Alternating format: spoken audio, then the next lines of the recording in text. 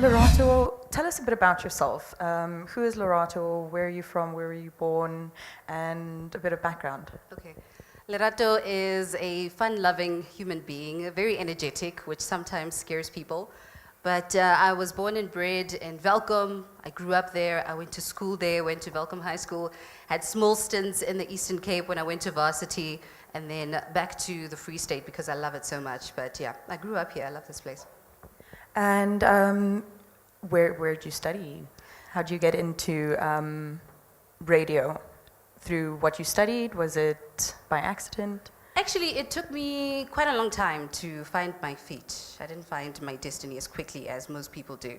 So the first thing I studied was architectural technology. So I am a qualified architectural technologist, believe it or not. And then I worked for a year, which depressed me so much. You know, when you go to work 8 o'clock already and you want it to be 4 p.m. So I was not happy. I went through a phase of depression and coming out the other end victorious. And then I went to study at Rhodes University, decided to try something new. Studied at Rhodes University, I did media and I did psychology. And while there, I was at Rhodes Music Radio, the campus radio station. And I did that for 3 years. After that, I was unemployed for about a year. So I was at home, had no idea what my life's purpose was. I felt so lost.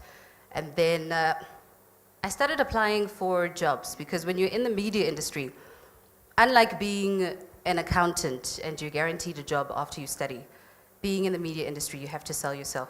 So I started sending my demo out to every single radio station I could think of, actually, and only one person replied, and that was our station manager at OFM, Nick Evstathio. He was actually having a braai, and he's like, I'm having a braai with a friend of mine, I just got your demo, you need to come and see me. And I went to go and see him, and he told me that he didn't have a job for me. So I looked at him like, but why did you bring me here if you don't have a job for me? And then he decided to connect me with other people. That's why it's so important to build relationships. He connected me with the news manager at OFM, and I started interning. It's been a long road. I did that for a year. After that, I was at Gulf CFM also for about a year. So I had been waiting for my opportunity to come, starting to lose hope. Here I am, a news journalist, something that I'm not passionate about. I was very, very close to giving up, but I didn't because it's something that I love. It's something that I want to do for the rest of my life. And I kept fighting. I kept knocking at that door. His office was just around the corner, so I'd go every single day like, what's happening? When's my opportunity coming?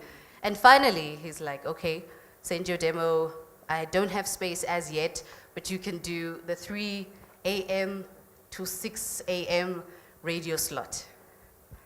That was the toughest time of my life yet because I had to wake up in the mornings at 1 a.m.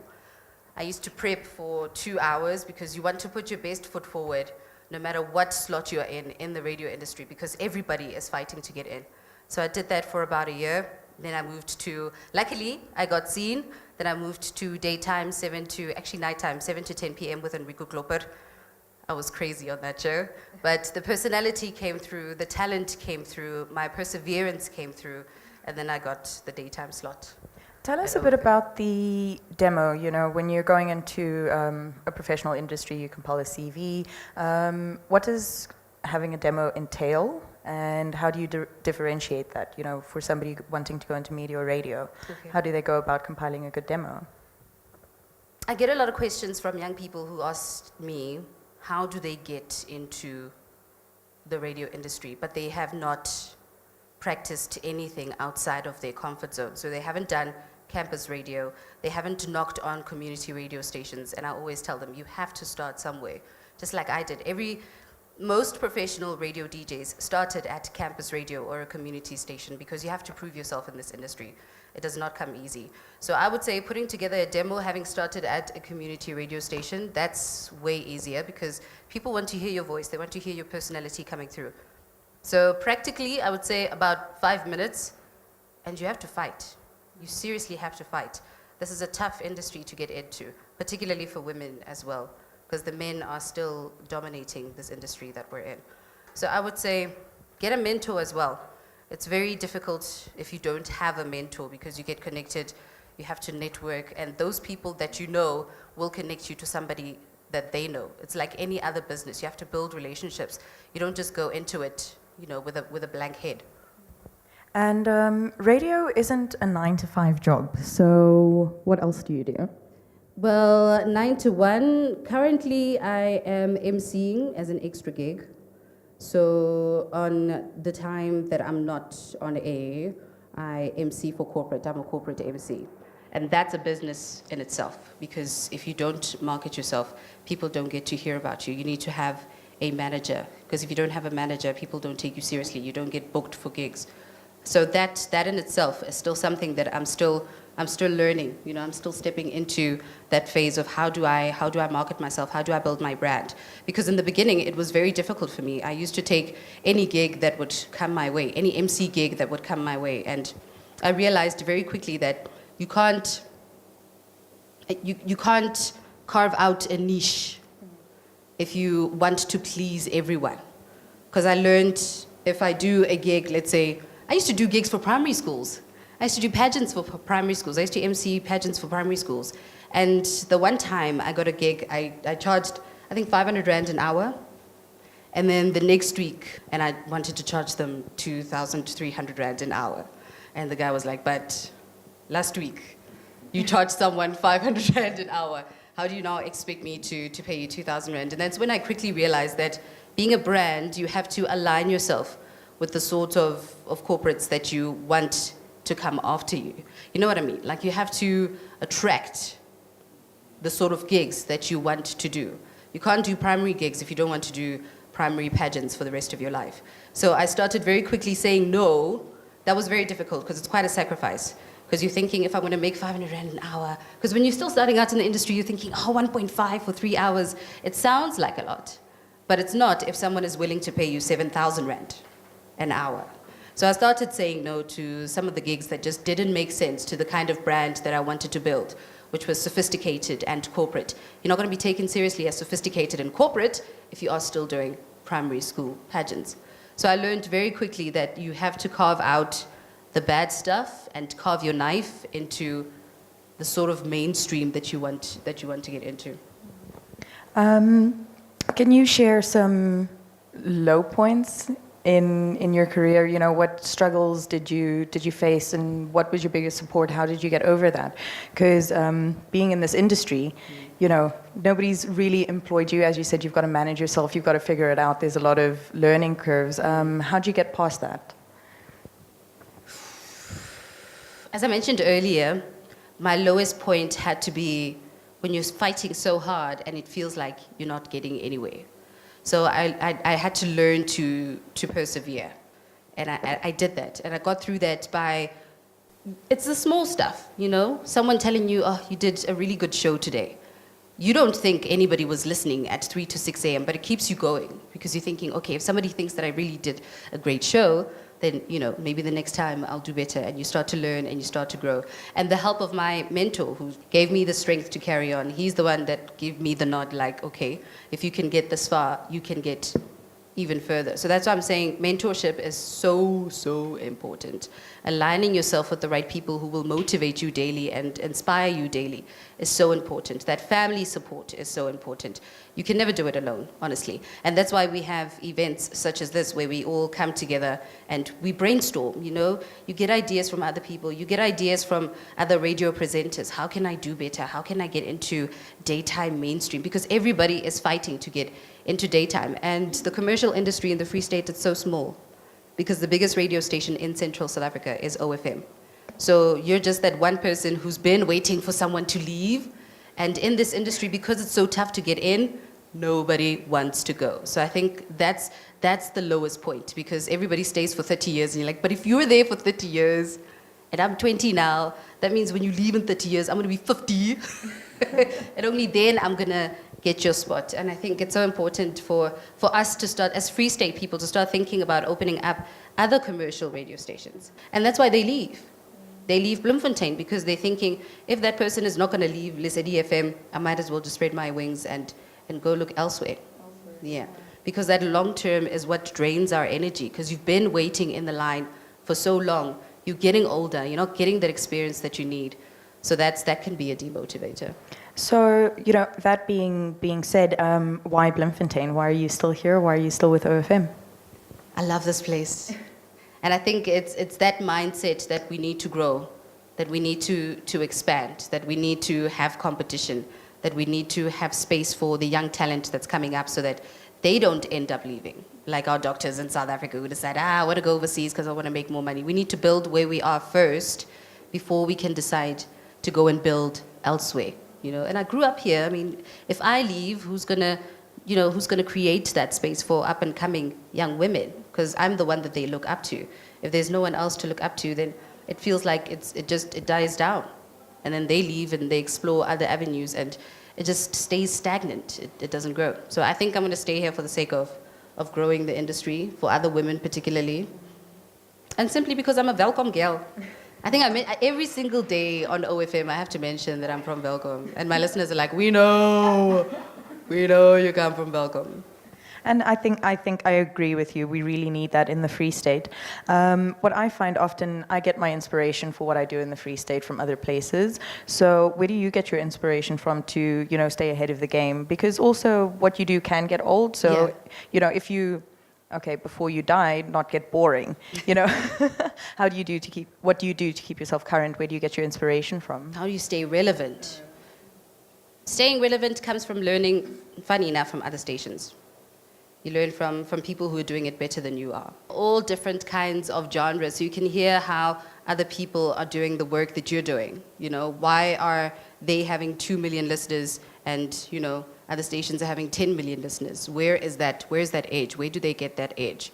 So in like any other industry, you have to learn from your competitors. If you don't, you won't flourish.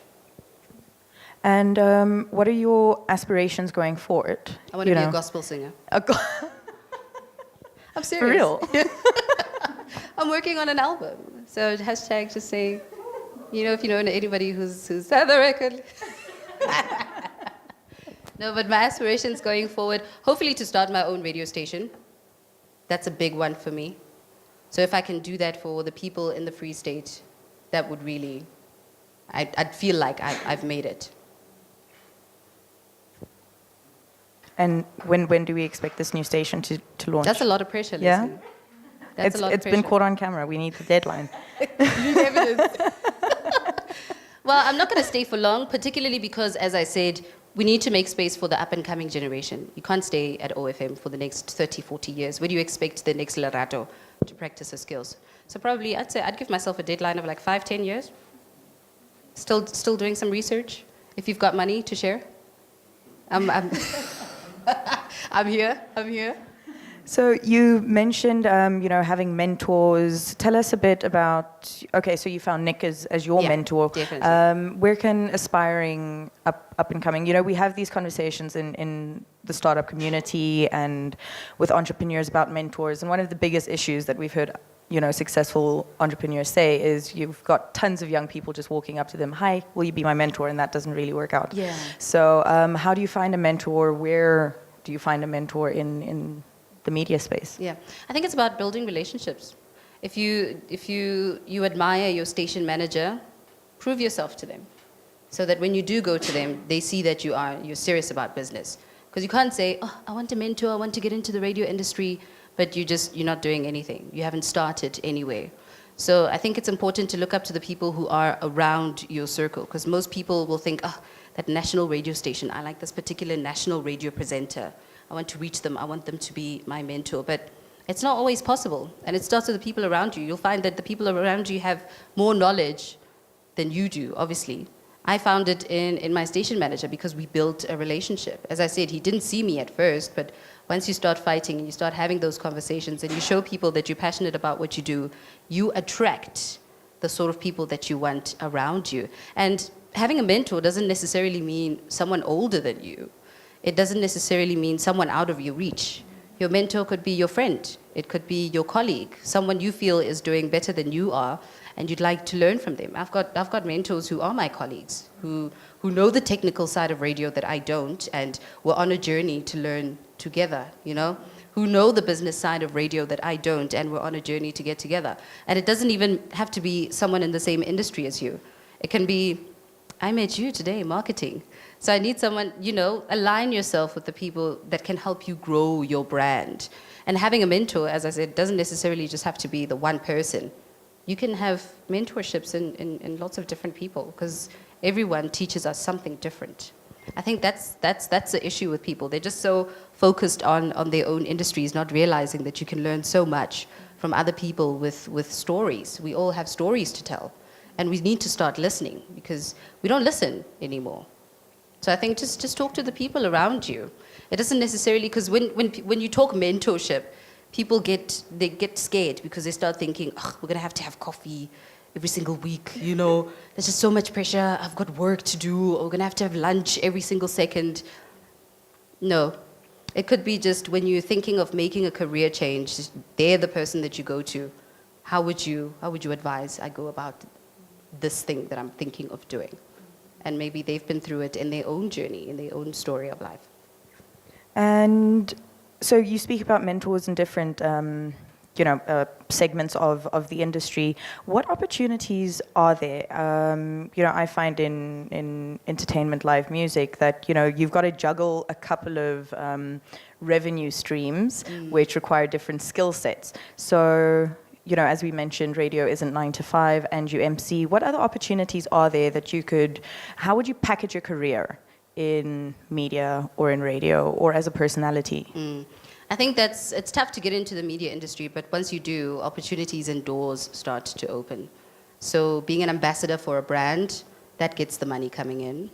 Your show being sponsored by a brand, that gets the money coming in. MCing gigs, as mentioned, you can be a social media manager. And this industry is very flexible.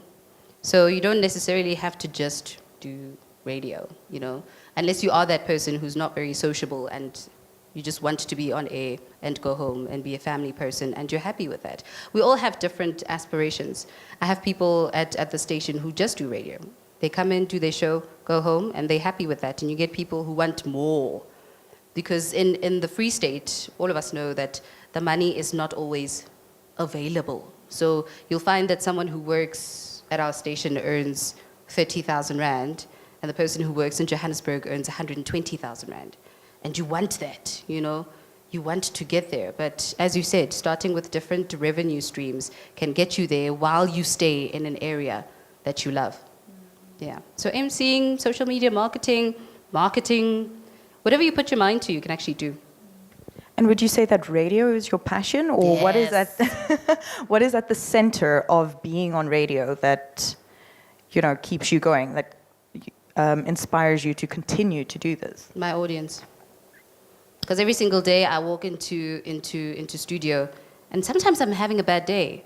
But with the work that I do, you can't have a bad day. You're not allowed to have a bad day, because you're speaking to hundreds of thousands of people. You're speaking to the Outani in Potch, who waits for you to get on at 9 a.m. so she can call you at 9 a.m. and say, Lerato, I'm here, I'm listening. So that inspires me, knowing that I'm there for somebody else. I sometimes take it for granted, thinking, I'm just switching on a mic, just doing my job 9 to 1, and then you leave. And then you get messages during the show like, oh, you've made my day, or oh, that song that you just played is just so wonderful. I was having such a bad day, and now I feel better. That inspires me. People inspire me. Sometimes they call me to tell me their stories. If I'm running a topic during the show, and they're like, I'm going through a divorce or whatever, and what you're talking about has touched me so much. I haven't been able to speak to anyone about this, and now I'm able to release that, because that's the magic of radio, People connect with you on a level that is so amazing. Like, I don't know. I don't know the Odani in Potch, but she feels so comfortable to call me and tell me that her granddaughter just came to visit her, because we're discussing a topic of when was the last time you saw your relatives or whatever. So that connection, that is very special to me. I don't take that for granted. And that's why you sort of you switch off. If you get into studio, you're having a bad day, you have to tell yourself, this is not about you, it's about the person who's listening to you. And that's why you need to be passionate about what you do. Because if you're not passionate about what you do, you're just thinking, it's a job, just go in here, get to do what I have to do, and then I just get paid. But it's way, way more than that. And something else that ties in with your passion is female empowerment. Yeah. Tell us why that's important and what you're doing about it. Yeah. Well, I think female empowerment actually, is something that started to touch my blood after I had my daughter. Because I was like, if I don't start empowering other women in the industry that I'm in, who's going to inspire her? And our industry is a very male-dominated industry. If you look at the radio stations across the country, who's running breakfast? Who's running the drive shows, you know? When is our chance as women going to come? And it starts with me. I can't wait for somebody else to do that, you know? So I have to step into the big shoes. And you start small. You start by, if somebody asks you a question about how to get into the industry, you don't shun them and think, oh, you're not my problem. You know, you have to be open to being asked questions, answering questions, because it's those little things that keep people inspired. You know, those little messages to say, keep going, and you will get into the industry. But I think, personally, there aren't enough women in radio who have taken the bull by the horns. We're always seen as the traffic lady, you know, or just the news reader. We don't really do breakfast or drive, and that's sad. That's crazy. Yeah, that is absolutely crazy, considering that we are in 2018 and radio has been around for like decades on end, and we haven't even gotten our chance as yet. So that inspires me, that pushes me to say, nuh-uh. We sometimes are even more talented than the breakfast guy at the next radio station or the lunch guy at the next radio station, but because you're female, you don't get to step into those shoes. So I think it's time change happens. It is time. Yeah. And it starts by owning our own radio stations. Again, capital. And I'd just like to touch on something that is also a huge issue in entertainment, freelance, media, is professionalism. Yeah. What do you have to say about being professional, your opinion on the current professionalism? You know, we see a lot of personalities come and go. You know, what does it take to be a professional personality? The biggest thing is realizing that you can never be bigger than the station. Some people because being in the limelight gets to your head. You start thinking, I can do whatever I want because they need me. And that's the scary thing about our industry, is that you can be replaced just like that. So your listener loves you, but if you get replaced, they're going to fall in love with a new person within like 2 weeks. And that's scary. That's why longevity is just so scary for all of us in this industry, because we are on a contract basis. So if you don't perform that year, you're out. And you're out of a job, you know? And if you're not in the limelight, then people don't care about you. So I think professionalism ends when your head gets big and you start thinking that you are bigger than your station and your audience, and you have no respect for them. But are like a couple of pointers on what should you focus on to be professional? Like, Be what are on your top time. 5? My one thing is be on time. 2 is definitely respect. 3 is always putting your best foot forward. Because you start thinking, I can slack a bit, you know. People are going to love me anyways. So respect your craft and love what you do. When you love what you do, you will stay professional. What's the 5th one? I don't have a 5th one. I have 4. But 4 is good. Yeah, so respect, be on time, love for what you do. And respect for the people who are going to spend their time and their money on you. Like today. Thank you so much for coming, guys. It really does mean a lot, because it takes a lot for someone to come and spend their time and their money on you. And let's talk a little bit about technology. How has technology advanced? How does it enhance what it is that you do? And what technology do you see coming in the future that'll make radio perhaps more interactive, engaging? Yeah. Yeah. Thank you, Lord, for technology. All I do is push buttons. In the olden days, you had to put in a CD. That was your playlist, and you had to change it within 3 seconds before that song ended if you wanted another. So thank you for technology. It has changed really the way that we do radio, but it has also impacted on how we interact with our audience. Because I was speaking earlier with a couple of us in this room where we said, phone calls don't happen on radio stations anymore unless people are getting something out of it. So we get phone calls with competitions because they know, I'm going to win money, you know. But WhatsApp has taken over. Communication is largely on that because you can control it. The one thing with radio shows is that you want to control what goes on out on air. So WhatsApp has made that easier, but it has also made us disconnect, you know. The spontaneity of radio is slowly getting lost because you don't get someone who calls you in and they're going to start swearing. You're like, ah! The magic of radio. Now it's like, I can bleep you out, I can edit it. We don't even have to talk. You just send me a voice note and it ends there, you know. Whereas with telephonics, there was just that human touch. But yeah, it has made it easier, but it has also disconnected us a little bit. Yeah, but in the future, I don't know. I think technology will just keep doing amazing things in our industry, but hopefully, as I said, it doesn't take away from the magic of old school radio. Cool. And have you got any interesting opportunities coming up, conferences that people should be knowing about, any networking forums for people to get to, platforms for people to get together, perhaps an online platform where people can get information? How do media people in South Africa connect? Like one of my biggest issues in eventing is, you know, how do you get the word out there? Because journalists are changing email addresses, publications come and go. So there must be somewhere where media people can connect with each other. It's so difficult because when you're connecting via social media, which has taken over, yes, people will like your post. Hundreds of people will like your post, but it doesn't necessarily mean that they will show up. So that's a big problem. So this still works. Face-to-face, building relationships, you know, that must never die. But I think, yeah, it's a difficult one. It's a difficult one. Because as I said, social media, they'll like your 200 posts and then they don't pitch. But is there an existing platform for media people, perhaps in the No. Free State or nationally? No. Well, there's an opportunity. Yeah. For Actually, yes. We don't have a Facebook group of us all together. No, we don't have like a Twitter account of all of us together. We don't have networking sessions of media people, just us coming to brainstorm ideas. Because I think people are so afraid of people taking their jobs in our industry that you come, you have a networking session, you find someone who's more brilliant than you, and that relationship is going to die right there.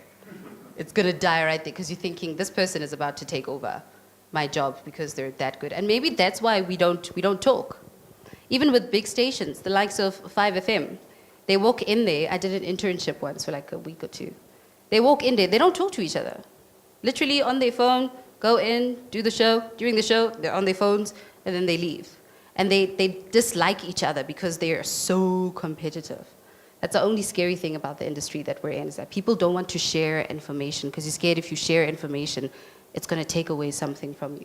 Even me personally, I'm saying women empowerment, but when a young lady comes through, it's like, Lerato, here's my demo, and I'm like, you sound so good though. You know, it's very difficult to recommend that person because you're thinking, I've got a year contract. If I recommend this person, they might just take over my job. I've taken over a couple of people's jobs, so I know what that feels like. But we need to start networking sessions. This is the beginning of it. And have you got, just to wrap up our interview before we go into Q&A, have you got any industry insight or advice, a story that you'd like to share that might get somebody either inspired or through a difficulty that you'd like to share with our audience? Don't give up. Seriously, that's all I can say. Don't give up. It's a tough industry to get into, but do not give up. Because as soon as you go silent, you get forgotten. So keep putting your demo together. Stay at that community radio station for 5, 10 years if you have to. Because if you love what you do, you don't give up on it. You keep fighting for it. And you don't have to do it for other people. You don't have to do it for recognition. The awards with us, they don't matter. Because you get an award today, nobody's going to call you tomorrow for a job. So that's why even when you do get an award, it's not a big deal in our industry. You have to determine why you're doing it. What's the purpose of you doing it? Are you doing it because you love it, or are you doing it because you want to get awards? So just keep fighting because it's what you love doing. Lerato, thank you very much. You're welcome. Have we got any questions? Also, Lerato, I just want to ask you, I have 2 questions actually. How do you find the balance between you have to start somewhere and you have to attract the type of work that you want? Because then it could be a trigger sentence in a sense that you tell a girl who comes from a remote community that you have to start somewhere, but at the same time you're also telling her that do the type of work that you want to attract. I don't know if I'm making sense. Yeah, you're making sense. Yes. start somewhere in the sense that do MC gigs, ne? But know when to say no. Don't do everything. Like with any business, don't collaborate with just anyone. Know what the end goal is. People believe in you. You just have to believe in yourself. It's easier said than done, I know, but you can't do everything. So yes, start with a gig, start small, but it must be a gig that's in line with the future brand that you want to create, you know? So are you gonna do an MC gig for a restaurant as a start out, you know? Or are you gonna do an MC gig for a preschool party? You know what I mean? So say no. I'd say something which is connected to my second question, that some of the times it's a different, because I mean context applies. Would you say the same to a girl whose bread and butter is comes on the table based on the gigs that she does? In that case, the context requires of you to become realistic and say, I cannot refuse, I cannot say no to this because this is my bread in essence. I'm more interested in the people that are in the disconnected communities, because between the two of us or between everybody in this room, we might be educated, if I may say, and I don't like this thing of saying educated people know better, but for lack of a better word, I'm more interested in the girl who's disconnected in Mangaung or in Velkom or in Botshabelo or anywhere in essence. But let me ask the second question in any case as well. Does radio or media in general touch the surface of us telling our stories in the disconnected communities as well? Because there's this stereotype or biasness that if something does not come from Joburg, then it's not good enough. How many artists do you know in Free State, for instance, that are known in South Africa? It's only Prince KB and I don't know. And that's because he moved. Exactly my point. But it doesn't mean that Free State doesn't have any artists. Exactly. It doesn't mean that Free State doesn't have entrepreneurs. I mean, look at this. And that we don't have talent. Yes. So how does radio and media in general touch the surface of us addressing our problems in as far as getting ourselves out there? For the girls out there, since you are interested in female empowerment, who are disconnected, who don't have any form of civilization, who don't have those smartphones as well that people occupy themselves with. I think that's where the role of community stations come in, because that's your platform. The community radio station is going to tell your story, and you can grow from there, you know? Because you can't move wanting to start telling other people's stories when you don't know who you are, you know? That's why you start small. In this radio industry, you have to start small. You have to start with the campus radio station. Start telling the stories of the students. Start telling the stories of the community. And then start building from there. That's why it's so important for us as professionals not to leave the Free State. You know, we need to start building where we are first so we can create a platform so people don't want to leave, you know, onto bigger things, because it is big enough where we are. Because in the Free State, we get to a stage where you are a big fish in a small pond. That's the perception, you know, that once you're in. Once all is koko, you're the one. And everybody just wants you specifically for the MC gigs, you know, and nobody else gets approached because you're owning that small pond. But how important is it if you're a big fish in a small pond and you're feeding off of, you know, other people's feeds? You need to share. So sometimes it does take a lot of sacrifice. If a young girl comes in and says, yo, Lerato, I'm struggling to get MC gigs. I'm trying to get, you know, voiceover acting. I can't be there doing, you know, the big brands without sharing with somebody else. We need to stop being selfish. And that's what the people in the media industry in the Free State are doing. Once you start getting the big gigs, you don't share. You're thinking, I want it all, you know? Nobody else must have it. Big fish in a small pond. And I'd just like to mention, you know, the talent that comes out of the Free State. It's amazing. It's insane. Yeah. You know, look at Tumi Morake. She's from Tabanshu. You know, like the talent that we've got, and it's all about not coming back. Yeah. And And that's not why it's so sharing. important, even if you do decide to leave. We're not saying don't leave. People have different aspirations. Some people don't want to stay in the Free State. They want to go international. But we're saying once you do go international, be the Trevor Noah that comes back and creates a platform for the people who are coming after you. So for the small girls in the small towns, like myself, actually that has inspired me. I haven't gone back to Velkom to promote media in Velkom ever since I have been on OFM. See, that's a problem right there. So I'm starting to realize with myself that being on this platform that I'm at, I shouldn't forget where I come from. Yeah, it's great to mention it, but if you're not giving back, if you're not motivating at schools, then it really doesn't count, does it? Because then you're going to get the platform, you're going to move on to national radio, and what must happen to the girl in Velcom who's aspiring to be just like you? Nobody's going to help them up if you're not around. So yeah, leave, but come back and develop the area that you are from. Like, I just wanted to ask if there's like any organization that you're working with in regards to helping the girls and like females in general. Well, I work with Child Welfare Bloemfontein. So that has been my platform of inspiring young girls. And yeah, I think coming here has made me realize that I need to do more. You know, it can't just be about me. So on that note, maybe start a non-profit organization, start a training platform. Why not? You know, start training media personalities in the Free State. We don't have to wait for somebody else to do it. We can start doing it ourselves. And it takes speaking to other people, you know, getting ideas from other people, feeding off of each other, that can happen. Because once you're in your bubble, especially with being a personality, you stay in that bubble because you think, I'm big enough, I don't have to give back.